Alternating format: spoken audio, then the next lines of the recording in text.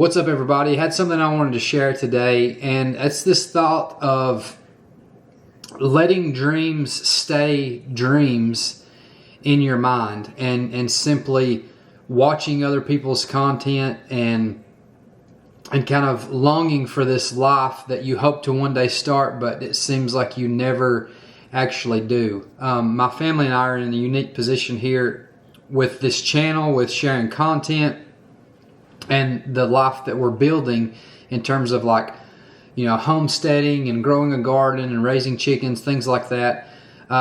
We don't have well-established systems or infrastructure in place yet. We just simply started.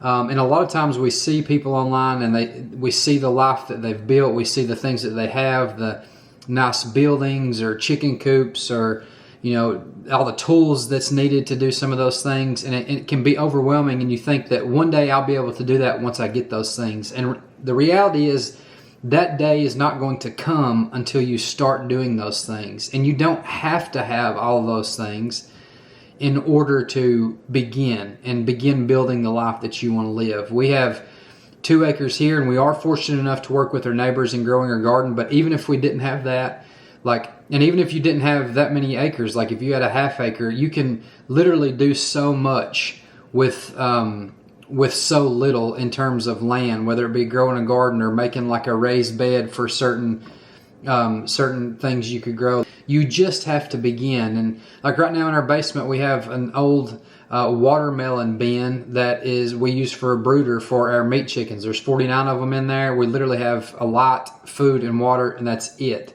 And out of some scrap wood and building them a chicken tractor that will pull around essentially our front yard until they're ready to harvest in 8 weeks. And so we just began doing things. And I think it's important to realize that you have to start in order for things to start taking shape. And so over time, that's when you get the tools. That's when you have better systems in place. That's when you have buildings and the infrastructure and all the things that look nice and make things easier.